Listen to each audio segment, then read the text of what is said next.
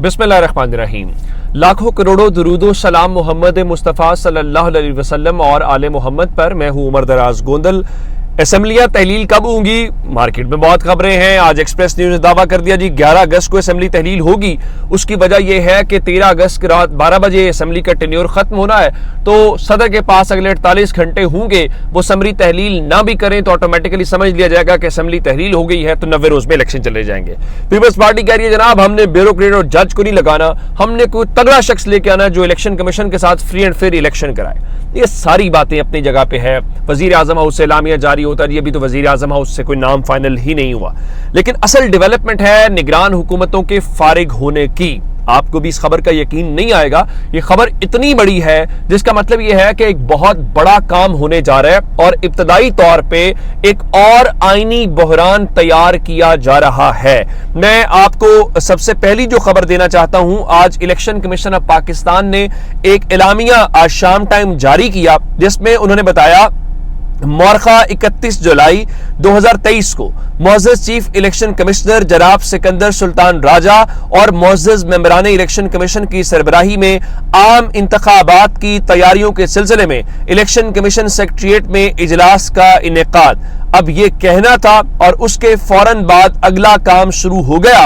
और इब्तदाई तौर पे जो खबर आई है वो खैबर पख्तूनख्वा से आई है। आपको याद होगा खैबर पख्तूनख्वा के मुतालिक नून लीग ने, पीपल्स पार्टी ने, ANP ने, बाकी सब ने ऑन दी रिकॉर्ड ये माना हुआ है कि जनाब हमारे इतने वजीर हैं, 3 हमारे वजीर हैं, 3 उनके वजीर हैं। ये सारी बातें अपनी जगह के ऊपर हैं। फिर हमने वो शायद खटक को भी देखा जिन्होंने एक जलसे में जाके खिताब किया, जिसके बाद इलेक्शन कमीशन को कहना पड़ा कि आप मेहरबानी करें इसको हटा दें। फिर उसका इस्तीफा गया, गवर्नर ने इतराज लगा दिया कि नहीं नहीं नहीं नहीं इलेक्शन कमीशन भी गलत है, मीडिया भी गलत है।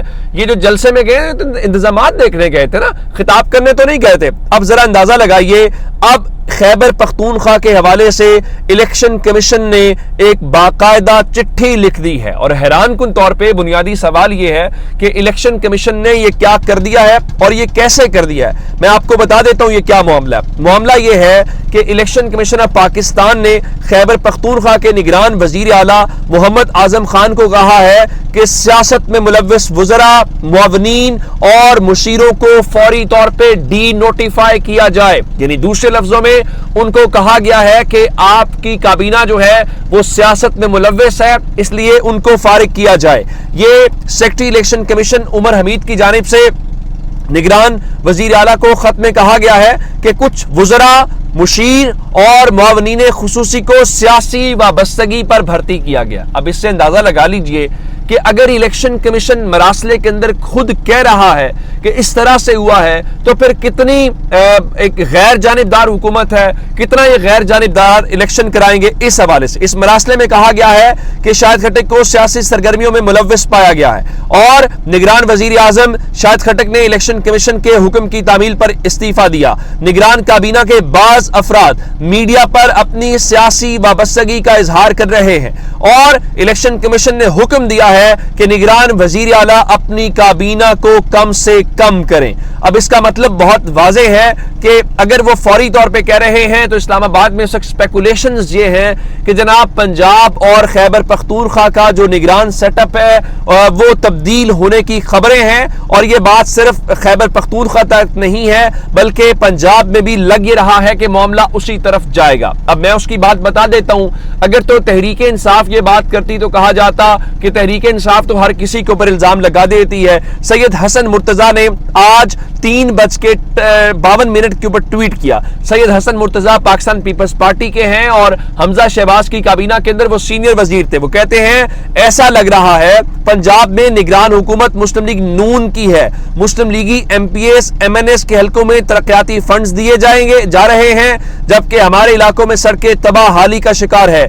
लेवल प्लेइंग फील्ड हर जमात का हक है। जिस पे नदीम अफजल चंद पीपल्स पार्टी के इस ट्वीट को रीट्वीट करते हुए लिखते हैं कोई शक है मुर्शद, यानी उनके ख्याल में इस वक्त जो पंजाब के अंदर निगरान हुकूमत है वो मुस्लिम लीग नून की हुकूमत है। इसका मतलब यह है कि آپ یہ تبدیلی دیکھ سکتے ہیں، لیکن آپ نے صرف اس تبدیلی کو اس نظر سے نہیں دیکھنا کہ یہ کوئی الیکشن کمیشن بہت ایکٹیو ہو گیا ہے، وہ بہت متحرک ہو گیا ہے، وہ آئین اور قانون کے اوپر عمل درآمد کرنے لگ گیا، بالکل بھی نہیں۔ آپ اس کو بڑے پلاٹ کے طور کے اوپر دیکھیں اگر وزیر اعلیٰ کو فارغ کیا جاتا ہے یا کابینہ فارغ ہوتی ہے یا وزیر اعلیٰ استعفیٰ دے دیتے ہیں اس بنیاد کے اوپر کہ الیکشن کمیشن ہمارے کام کے اندر مداخلت کر رہا ہے، تو پھر نئے وزیر اعلیٰ کا انتخاب کیسے ہوگا؟ یعنی مثال کے طور کے اوپر اسمبلی نہیں ہے، جو لیڈر آف دی ہاؤس نہیں ہے، اپوزیشن لیڈر نہیں ہے، تو اس کا مطلب یہ ہوگا کہ ایک نیا آئینی بحران کھڑا کیا جائے گا، اور اس آئینی بحران کی وجہ کیا ہے؟ اس آئینی بحران کی وجہ وہی ہے،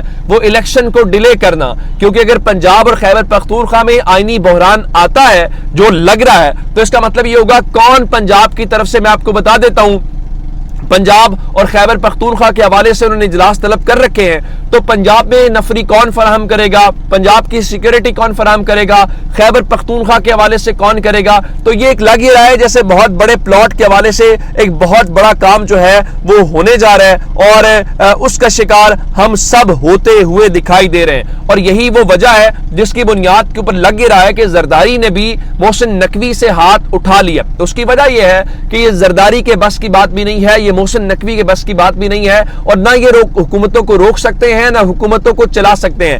اصل خبر جہاں سے ہے وہیں سے ہے، اور معاملہ ان کے ہاتھ سے فی الحال نکلتا ہوا دکھائی دے رہا ہے، اور عمران خان ان کے قابو نہیں آ رہا۔ اور عمران خان کیسے قابو نہیں آ رہا میں آپ کو بتا دیتا ہوں۔ میں نے آپ کو آج راولپنڈی کا وہ کیس بتایا ہے جس میں جی ایچ کیو کے حوالے سے 2 رکنی بینچ نے بڑا اہم تفصیل دی، اور یہی بات عمران خان نے آج ٹویٹ کیا ہے کہ اللہ الحق ہے۔ ان کے مطابق پہلے فرید بلوچ جو تھے ایڈیشنل ڈسٹرکٹ اینڈ سیشن جج، انہوں نے اس حوالے سے 19 جولائی کے فیصلے میں لکھا عمران خان سے متعلق، ظاہر ہے کہ بدنیتی اور مذموم عزائم جھلکتے ہیں کسی کو مقدر معاملات کے اوپر، آج انہوں نے مذموم معاملات کے اوپر آج ایک مرتبہ پھر شہریار افریدی کی ضمانت کے معاملے پر لاہور ہائی کورٹ کے اس تاریخی فیصلے سے میرے موقف کی توثیق ہوتی ہے، اور انہوں نے کہا کہ اور یہ ظاہر ہوتا ہے کس طرح ریاستی اداروں اور پوری طرح قابو کیے گئے میڈیا کی پش پناہی سے تحریک انصاف کو کچلنے کے یک نکاتی ایجنڈے کے تحت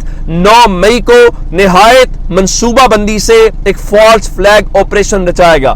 تحریک انصاف پہلے بھی فالس فلیگ آپریشن کا کہتی ہے، اس کے اوپر باقاعدہ طور پہ فوج کا سخت رد عمل آیا تھا، اور آپ کو یاد ہوگا تو فوج نے کہا تھا کہ کیا ہم نے کہا تھا کہ شہداء کی جو جگہ ہیں ان کی بے حرمتی کی جائے، تو اس کے اوپر شدید رد عمل تحریک انصاف کو اس وقت بھی فیس کرنا پڑا تھا، لیکن لگ یہ رہا ہے کہ تحریک انصاف اب بھی اس کے اوپر، تحریک انصاف اپنا بیانیہ قوم کے سامنے ظاہر ہے وہ رکھ رہی ہے، اور چیزیں وہ نظر آ رہی ہیں۔ مثال کے طور کے اوپر عمران خان کی انکوائریاں ہو رہی ہیں، توشہ خانہ چل رہا ہے، اور اس کے اوپر آج ان کے وکلاء یہ بتا رہے تھے، یہ بھی پاکستان کی تاریخ کا منفرد واقعہ ہوگا، پہلا واقعہ کہ عدالتی جو چھٹیاں ہیں اس میں کسی ملزم کا ٹرائل نہیں ہوتا، لیکن یہاں جج ہمایوں دلاور مقتدر حلقوں کی عشیر بات کے ساتھ ہر حال میں ٹرائل مکمل کرنا چاہتے ہیں، اور عطا طاہر بھرپور طریقے سے اسی تگ و دو میں لگا ہوا ہے۔ لوئر جوڈیشری کے ساتھ معزز چیف جسٹس اسلام آباد ہائی کورٹ عامر فاروق بھی انصاف کی فراہمی میں رکاوٹ میں حصہ دار ہیں، یہ کہنا ہے